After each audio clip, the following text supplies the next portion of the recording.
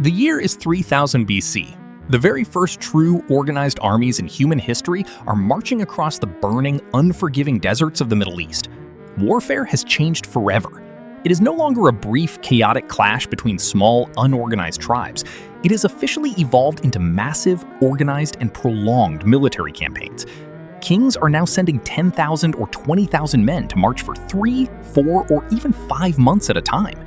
The logistics of feeding these massive, moving cities are absolutely terrifying. There are no supply trucks, no cargo planes, and no modern refrigeration systems. The environment is brutal, harsh, and unforgiving. The sun beats down continuously. Temperatures easily reach 40 degrees Celsius in the deep desert. Food left exposed will spoil, rot, and turn into deadly poison in just 1 or 2 days.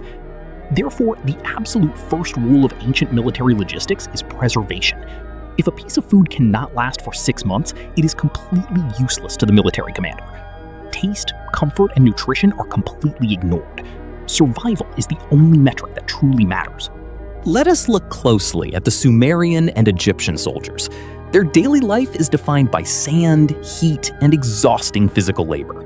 Their rations are simple, heavy, and extremely repetitive. The absolute core of their survival is grain. Specifically, they rely on thick, rock-hard barley bread. The military bakers do not bake this bread for a soft, pleasant texture. They bake it over intense, roaring fires until every single drop of moisture is violently extracted from the dough. Moisture is the absolute enemy.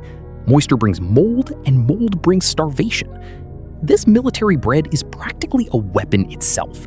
It is so hard that a soldier cannot simply bite into it. If he tries, his teeth will crack and shatter instantly.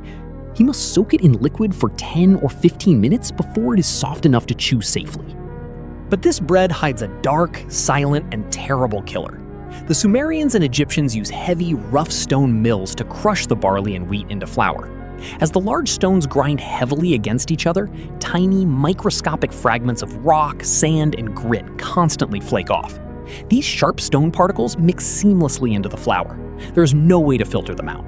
Therefore, every single time the soldier takes a bite of his hard bread, he is chewing on sharp sand. Over a long military career of 10 or 15 years, the physical results are physiologically devastating. The sand acts exactly like heavy industrial sandpaper against the delicate enamel of the teeth. Slowly, year after year, the teeth are ground down completely. They are filed down past the white enamel, deep into the sensitive yellow dentin, and eventually down to the raw, pulsing nerves. The pain is unimaginable. Serious, life-threatening dental abscesses form deep inside the jawbone. Deadly bacteria from the rotting, exposed nerves seep directly into the bloodstream. Long before a Sumerian soldier ever faces an enemy spear, he is often killed inside his own tent by a massive systemic infection caused entirely by his daily bread. Let us turn to their primary source of hydration.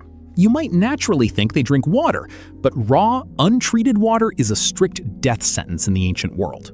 An active army camp of 10,000 men and 5,000 animals creates an unimaginable amount of biological waste. This toxic waste inevitably seeps directly into the local rivers, streams, and wells. The water becomes heavily contaminated with deadly, invisible bacteria. Drinking it leads straight to severe dysentery. Dysentery will violently strip a soldier of all his bodily fluids in exactly 48 hours, leaving him a dried, lifeless husk on the hot desert floor. To survive, the Sumerian and Egyptian armies turn to a brilliant, life-saving invention. They drink beer. This is not the clear, highly filtered, alcoholic beverage we know today. It is a thick, muddy, very low-alcohol soup. It looks exactly like dirty river water, and it is full of floating grain husks. However, the brewing process requires the liquid to be boiled, and the natural fermentation process produces a small amount of alcohol. The boiling physically kills the deadly bacteria, and the alcohol prevents new bacteria from growing. A soldier might consume 3 or 4 liters of this thick beer every single day. It provides him with clean, safe hydration, heavy carbohydrates, and a massive amount of liquid calories needed for marching. The beer literally saves his life, keeping the deadly microscopic killers of the ancient water supply at a safe distance. They also heavily rely on salted fish drawn from the Nile and the Tigris rivers. Raw fish meat rots in mere hours under the brutal 40-degree sun. To prevent this rapid decay, the military butchers bury the fish under massive, heavy mounds of salt. The salt acts aggressively, almost like magic. It physically pulls every microscopic drop of water out of the flesh. Without water, the rotting bacteria simply cannot reproduce or survive. The meat becomes stiff, dry, and highly preserved. However, this specific diet introduces a completely new physiological nightmare. The massive, continuous intake of heavy salt causes chronic, severe dehydration. The soldier is constantly thirsty, his mouth is perpetually dry, and his body desperately craves pure, clean water. The heavy salt heavily damages the kidneys over time, forcing the internal organs to work constantly to filter the excessive, dangerous sodium from the bloodstream. This was the harsh, brutal reality of the very first armies. It was a strict diet engineered purely for logistical survival, but it came at a terrible, agonizing cost to the human body. We now move forward in time to the year 500 BC. The landscape changes from the endless flat deserts of Egypt to the steep, rocky mountains of ancient Greece. Here, the style of warfare is completely different. The Greek hoplites do not march for 6 months at a time. They are ordinary citizens, farmers and blacksmiths who fight short, brutal campaigns lasting only 3 or 4 weeks. Because the campaigns are short, the Greek soldiers do not rely on massive military supply trains. Instead, every individual soldier carries his own personal survival bag on his back. His life depends entirely on what is inside this simple linen sack. Inside this sack, we find a very specific diet. It consists mostly of roasted barley meal, highly salted olives, hard goat cheese, and heavy amounts of raw garlic and onions. The reason for this exact combination is deeply tied to the harsh geography of Greece. The Greek soil is extremely rocky and poor. It is very difficult to grow vast, endless fields of wheat. However, tough barley, resilient olive trees, and sharp garlic grow easily in this difficult earth. The soldiers take the raw barley, roast it over an open fire, and grind it into a coarse meal. When they are marching, they do not have time to stop and bake bread. They simply mix the roasted barley meal with a little bit of water and a few drops of olive oil to create a thick, heavy, raw paste. They eat this paste cold while walking. It is incredibly dense in calories and provides the immediate energy needed to carry 30 kilograms of heavy bronze armor. The garlic is perhaps the most interesting part of their diet. The Greek commanders force their men to eat massive quantities of raw garlic before a battle. They do not do this for the taste.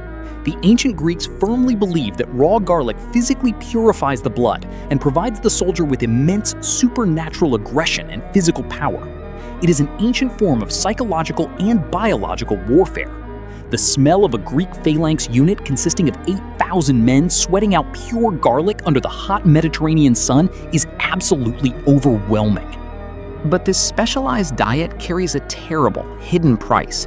When the Greeks engage in long, extended sieges that last for 6 or 7 months, their short-term supply bags fail them.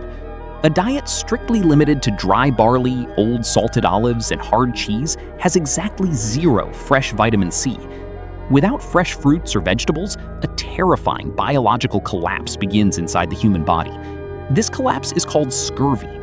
Scurvy is not just a disease of sailors, it destroys armies on land. Without vitamin C, the human body completely stops producing collagen. Collagen is the biological glue that holds human tissue together. The results are horrifying. The gums of the soldiers swell into huge purple masses. Their teeth loosen and completely fall out of their heads. But the most terrifying symptom is what happens to their old battle wounds. If a soldier had a sword cut on his arm that healed 10 years ago, that old scar will suddenly dissolve, open up, and start bleeding fresh blood again. The soldiers literally fall apart from the inside out while sitting outside the walls of the enemy city. There is another, darker danger hiding in their linen sacks. This danger comes from the barley itself. During cold, wet winter marches, the grain sacks inevitably get damp. When the raw barley gets wet, a highly toxic, invisible fungus begins to grow deep inside the grain. This fungus is called ergot. When the hungry soldier eats the infected barley paste, he poisons himself. Ergot poisoning is a living nightmare. It severely restricts the blood flow to the extreme edges of the body. The soldier's fingers, toes, and eventually whole arms and legs lose circulation. The flesh dies, turns pitch black, and rots while still attached to the body. Furthermore, the chemical structure of the ergot fungus is incredibly similar to modern hallucinogenic drugs. The poisoned soldiers experience terrifying, violent, and demonic hallucinations in the middle of the night. Whole military camps descend into screaming madness, completely destroyed not by enemy spears, but by a microscopic fungus growing on their wet food. We finally reach the ultimate military machine of the ancient world. This is the Roman Empire. A Roman legionary in peak physical condition is a massive engine of destruction. He consumes about 3,000 calories a day to maintain his strength. He marches 30 kilometers every single day. He carries 25 kilograms of heavy iron armor and equipment on his back. The absolute core of the Roman military diet is unground wheat. Each individual soldier receives about 30 kilograms of raw grain every month. The Roman generals intentionally give them unground grain instead of baked bread. Whole grains last much longer and do not mold as quickly as milled flour. The soldiers are forced to grind the wheat themselves every single night. They use small, heavy hand mills. They boil the flour to make a thick, tasteless porridge. Sometimes they bake it into flatbread on their open campfires. For longer campaigns, the Romans rely on a special military ration called bucellatum. This is a thick military biscuit. It is baked 2 times in a very hot oven. The bakers bake it until every single drop of water is evaporated. It is as hard as a solid stone brick. The Roman legions eat bucellatum because it is practically indestructible. It can easily last for 2 entire years without rotting in the supply wagons. However, biting directly into dry bucellatum is extremely dangerous. It will instantly shatter a soldier's teeth into pieces. To avoid breaking their jaws, the soldiers are forced to soak the hard biscuit in water or cheap vinegar. They wait for 30 minutes until it dissolves into a mushy, wet paste. To wash this dry, heavy food down, the Romans drink a liquid called posca. Posca is cheap, sour wine mixed with water. It is basically a form of diluted vinegar. The soldiers drink posca for a very specific and brilliant reason. The high acidity of the vinegar physically kills the dangerous bacteria in stagnant pools of water. They find these dirty pools on the march. The strong, sour taste also completely masks the terrible flavor of the swamp water. It also provides a tiny bit of vitamin C. This helps keep scurvy away from the Roman camps. The Romans also carry large supplies of salted pork and hard, dry cheese in their baggage trains. The side effects of the Roman military machine diet are a constant, brutal battle against disease. The massive amounts of salt in the pork and the cheese cause chronic, severe dehydration. The soldiers are constantly thirsty under the heavy baking iron of their armor. Because they are so incredibly thirsty, they often drink from untested, contaminated rivers. They do this despite their strict orders from the commanders. This leads directly to explosive outbreaks of dysentery.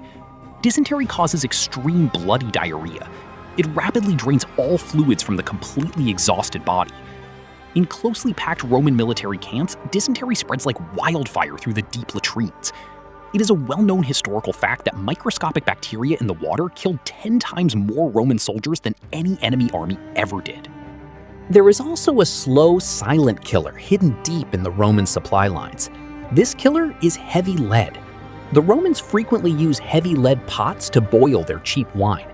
They boil it down to make a sweet, thick grape syrup called defrutum. They pour this sweet defrutum over their bland grain porridge to make it taste much better. The boiling process causes the dangerous lead to leach directly into the sweet syrup. The soldiers eat this toxic syrup every day for 20 years of active military service. This causes severe, permanent lead poisoning. The heavy metals build up in their blood and their bones. It causes terrible stomach pains and joint destruction. It also causes severe neurological damage. This leaves the veteran soldiers confused, weak, and deeply paranoid at the end of their lives.